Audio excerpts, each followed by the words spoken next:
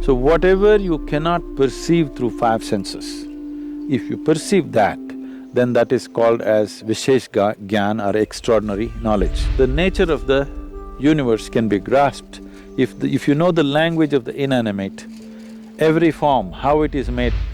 As the concerns of survival recede, human beings will naturally evolve into perceiving higher things. Namaste, world raisers. Sabine and Roger here. Let's watch how yogis know the secrets of the universe. A request by Sichaba XC and Siddharth Kumar. Awesome. Thanks for the request. This is going to be great. This is a big topic. How do these mystics and these enlightened beings know the secrets? So let's find out from the man, the myth, the legend, Sadhguru. In the yogic system, we look at the human mechanism like this. There are five dimensions to it, there are five layers to it. Usually it's referred to as sheaths, ore it's called, that means sheath, one inside the other. One is the physical body, which is referred to as the food body, because this is essentially a heap of food that we have gathered over a period of time. The next is known as the mental body, because we ascribe intelligence to every cell in the body. There is more memory and intelligence in each molecule of DNA than you can decipher through your brain. That much of intelligence and memory is sitting right here. The third layer is called as the energy body. There are three fundamental aspects to it, but it's the first two which normally are experienced by most people, the right and the left, which has 36,000 on the right and 36,000 on the left, pathways or channels, which are described as nadis, which meet in 114 different major points, and these points are seen as possibilities. So, mysticism identifies these 114, the geography, the energy geography of the body, and how you could exploit this to transcend the limitations of the human mechanism. Now, the fourth layer is called as Vijnanamaya Kosha. What the word Vijnana means is, it is coming from two different words, Vishesh Gyan. Gyan means knowing or knowledge. Vishesh means an extraordinary way of knowing. So whatever you cannot perceive through five senses, if you perceive that, then that is called as Vishesh Gyan or extraordinary knowledge. So we are talking about a transitory dimension which is transiting from physical to non-physical. So the fifth dimension, this is in whatever in the New Age language in America, they're saying this is etheric body. It's not an appropriate description, it is a transitory state where physical is fading out into non-physical nature. The fifth dimension is referred to as Anandamaya Kosha, which literally translates as bliss body. This does not mean there's a bubble of bliss or something inside. It is purely non-physical in nature. Because it is non-physical, we do not know how to define or describe it. There is no definition to it, there is no description to it. We're only talking about it from our experience. Whenever we touch it, we feel blissed out. So like children, we're calling it bliss body, because we do not know what is the nature of what it is, and it is not physical in nature, so we cannot put it into definition of words or descriptions or whatever. Now to enter into this dimension is the whole process of mysticism, because this non-physical nature is further classified in terms of our experience, how profoundly you involve in it. They talk like this. You can be in a fine spray of shower from this non-physical and how you will be. Or you can be drenched with it and how you will be. Or you can soak yourself in it and how you will be. Like this it is described. In this context, it's a… Here I have to surrender my logic a little bit because that's how far my logic will go. What this means is, these are referred to as different dimensions of stillness. How can stillness be of different dimensions? For example, in our experience, if you're… normally a human being is breathing somewhere 12 to 15 times per minute. Breath is very directly connected to how the mental fluctuations happen. I don't know if science has explored this, but in our experience it's very much there. Suppose naturally, not by effort, by doing the right kind of things with your system, naturally if your breath drops below 11, then you begin to understand various reverberations that are happening around you in terms of all the subsonic sounds in which the animals are communicating becomes very obvious to you. If your breath drops below 9, naturally, without controlling it, then what the plants are exuding, the plant life, what it is doing, becomes very obvious to you. If your breath drops below 6,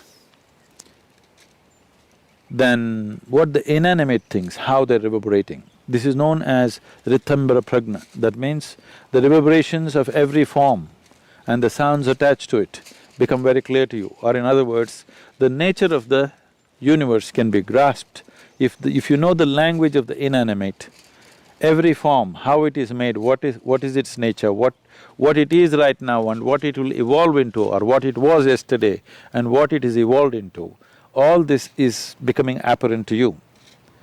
As the concerns of survival recede, human beings will naturally evolve into perceiving higher things. But the important thing is the level of static, because breath is a survival process. If you sit still, it goes down. The more still your body becomes, the less you breathe. If you bring your whole system to a certain level of stillness, not being in a hyperventilated state, then your perception goes on increasing. So as the stillness deepens, these are referred to as, traditionally there are various ways in which it is presented.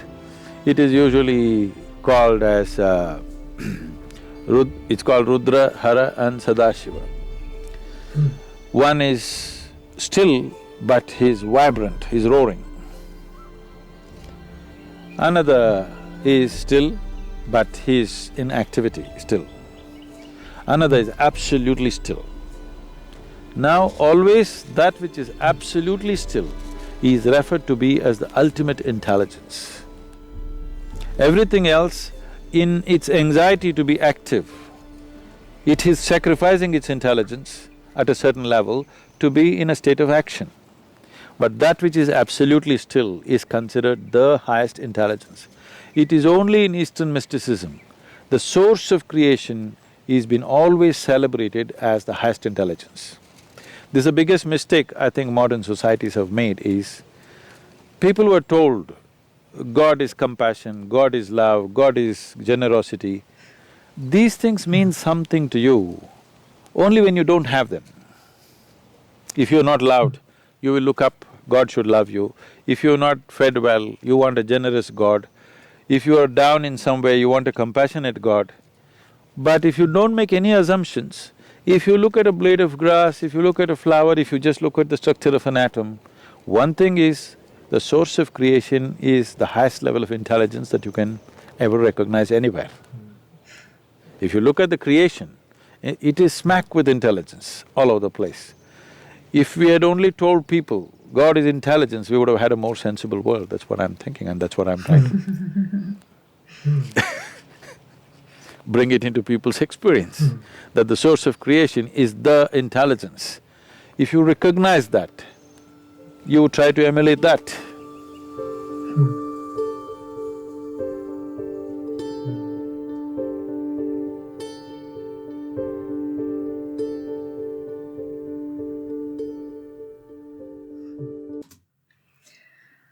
Deep.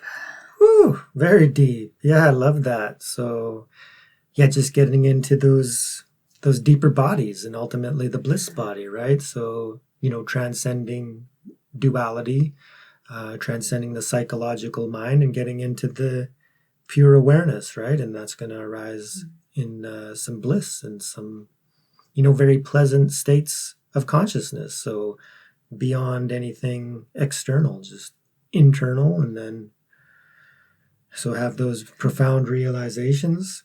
I loved when he was talking about God just being intelligence. So there's some other videos that we watched from his where he touches on that too, where he's like, isn't this a beautiful creation, right? And it's, what could be better? And it's like, yeah, you really got to contemplate that and like, look at, beings and animals and plants and how everything's working together. It's like, holy smokes. It's like there has to be some intelligence there. And so he's also equating that, with the stillness. And then they showed the picture of at a yogi. So Shiva just being that, meditative state, just pure stillness.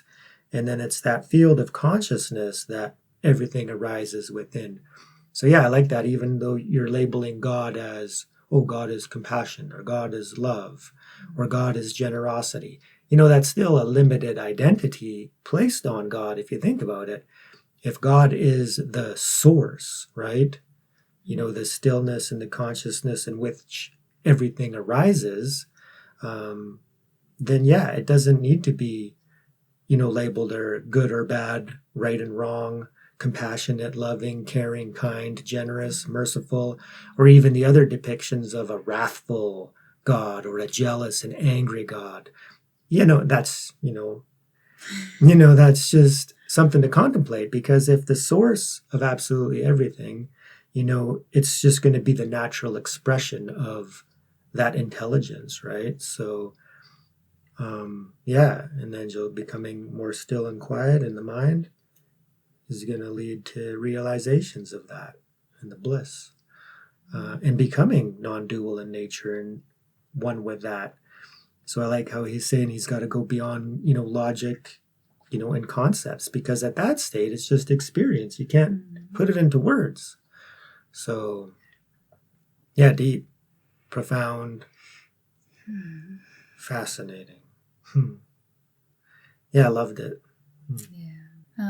He's mentioning the bliss body again and again in videos. So what about you? Have you experienced some bliss that, was beyond the usually felt pleasure and happiness? And if you have, maybe you can, I don't know, probably the emoji of sparkly stars that would reflect bliss most. For me, I actually, for the first time around Christmas last year, I felt something different in my body arising that I never felt before. It was fascinating. After 9 years of my spiritual journey, I thought, wow, so that's what they're talking about. It's different. So if you like this video too, please hit that like button. Remember to subscribe. It really, really helps the channel. Let us know what you think down in the comments. And remember, raise yourself and raise the world. Thank you so much, everyone. And a very special thank you to all our members. We love you. Peace.